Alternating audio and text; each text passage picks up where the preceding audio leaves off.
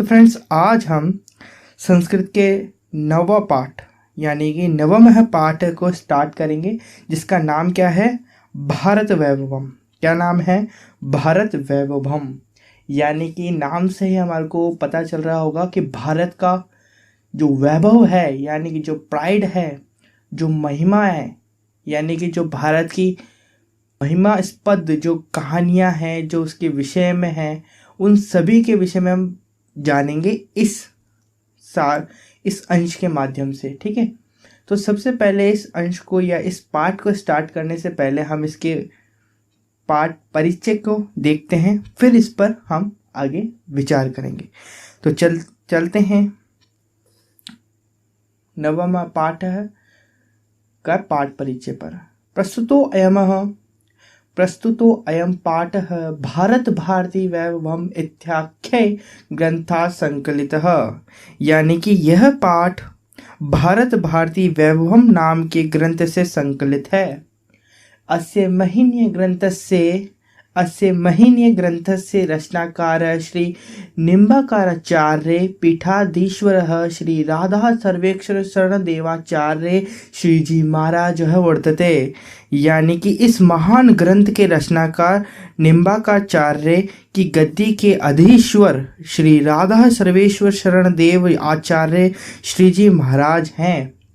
ठीक है, मातृभूमेः भारतस्य भारत्या च संस्कृत भाषाया वंदनात्मकं सुंदरम गीतिकाव्यम एतस्ति, यत्र गीता गंगा गावश्च इत्येवं गकारत्रयी अपि सुष्ठो वर्णिता। यानी कि भारत भूमि, भारतीय और संस्कृत भाषा का वंदना युक्त यह सुंदर गीति काव्य है, जहाँ गीता, गंगा और गौ इस प्रकार ये तीन गकार भी अच्छी तरह वर्णित है। यानी कि गीता और गंगा और गौ यानी कि गाय। यहाँ पर यानी कि अत्र संग्रहीतः ग्रंथस्य अस्य स्वल्पः अंश एव एतावद् कलात्मकः सर्वांग सुंदरः मधुरश्चास्ति यत् बंकिम चंद्रस्य वंदे मातरम इति गीतम अनायासम स्मारयति।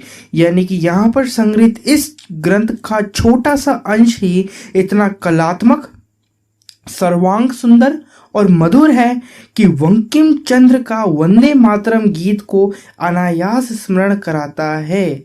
यानी कि हमारे को जब इसको पढ़ते हैं, इस छोटे से अंश को, भारत भारती जो वैभवम ग्रंथ है उसका ये सिर्फ छोटा सा अंश है, जो हमारे को बंकिम चंद्र द्वारा रचित वंदे मातरम जो गीत है उसकी याद दिला देता है, उसको मन में बैठा देता है। ठीक है, तो स्टार्ट करते हैं अपने पाठ को।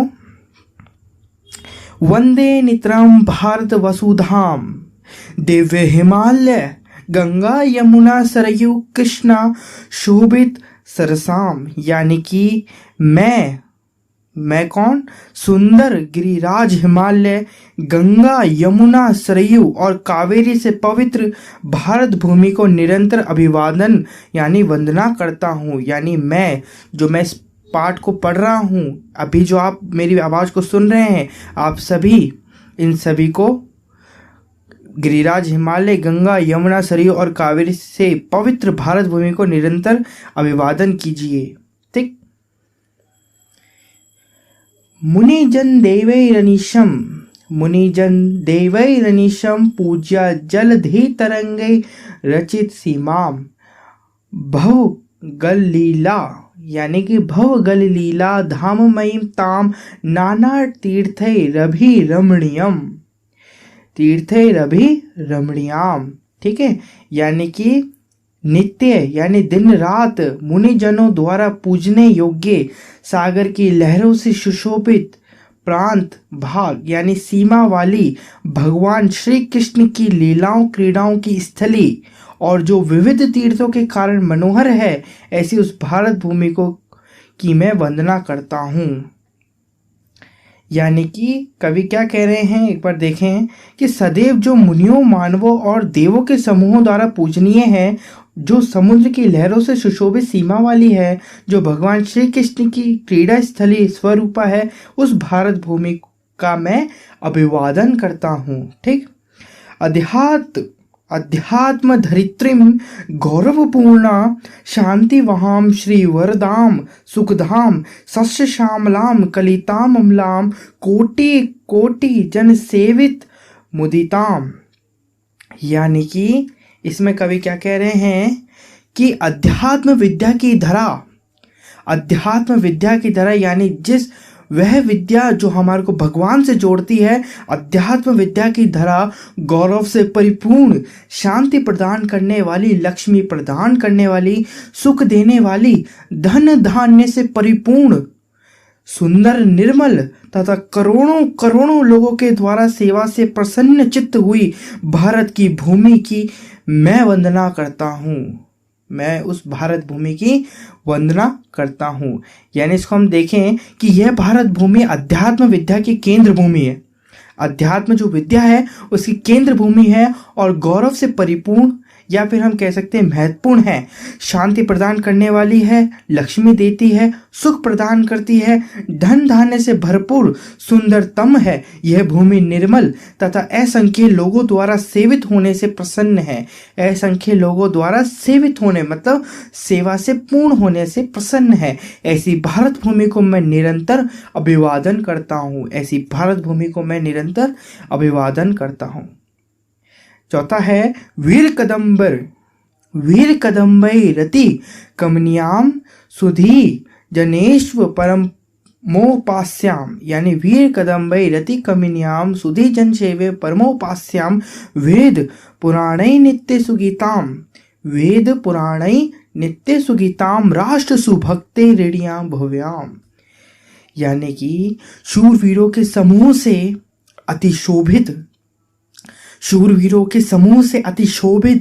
बुद्धिमान लोगों द्वारा सब प्रकार से सेवा करने योग्य या उपासना करने योग्य, वेदों और पुराणों द्वारा सदैव प्रशंसित, राष्ट्र भक्तों से समृद्ध व स्तुति करने योग्य विशाल उस भारत भूमि को मैं निरंतर अभिवादन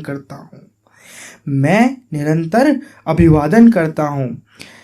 यानी कवि ये कह रहे हैं कि वीर पुरुषों के समूह से सुशोभित, जहां पर वह भूमि जो वीर पुरुषों के समूह से सुशोभित है, बुद्धिमान लोगों द्वारा सब प्रकार से सेवा करने योग्य, निमग्न और पुराणों द्वारा प्रशंसित है, देशभक्तों से समृद्ध, ससंतुलित या परिपूर्ण विशाल भारत भूमि को मैं प्रणाम करता हूँ। कितनी विशाल है हमारी भारत भूमि, जिसके विषय में कवि ने लिखा है। नाना रत्नै मणि अभिभुक्ता हृणय रूपा हरिपद पुण्याम। नाना रत्नै मणि अभियुक्ता हृणय रूपाम हरिपद पुण्याम राधा सर्वेश्वर शरणो अहम वारम वारम वंदे श्याम। यानी वारम वारम वंदे रम्याम।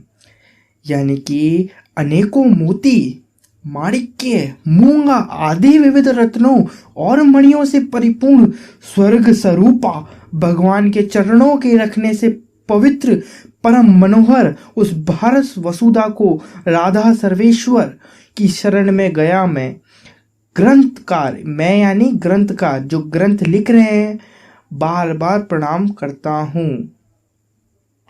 यानी इसको समझिए आप कि यहाँ पर जो ग्रंथकार है वो क्या लिख रहे हैं, वो बोल रहे हैं मोती, माणिक्य, मूंगा, ये जो जितने भी आपको नाम सुनाई दे रहे हैं ये बहुमूल्य रत्नों के नाम हैं। ठीक है, मोती, माणिक्य, मूंगा आदि विविध रत्नों द्वारा और मणियों से भरपूर स्वर्ण स्वरूपा भगवान के चरणों से अलंकृत अतः पावन और रम्य भारत भूमि की राधा सर्वेश्वर की शरण में गया मैं ग्रंथकार बार बार नमस्कार करता हूँ। ठीक है, यही हमारा चैप्टर खत्म होता है फ्रेंड्स। यदि अगर आपको हमारा ये वीडियो अच्छा लगा हो तो प्लीज़ वीडियो को लाइक करें, चैनल को सब्सक्राइब करें, चैनल के डिटेल्स को अपने दोस्तों के साथ शेयर करें ताकि वो भी इस चैनल के माध्यम से लाभ उठा सकें और अपनी पढ़ाई में सर्वोच्च स्थान प्राप्त कर सकें आपके साथ साथ। ठीक, धन्यवाद एंड गॉड ब्लेस यू।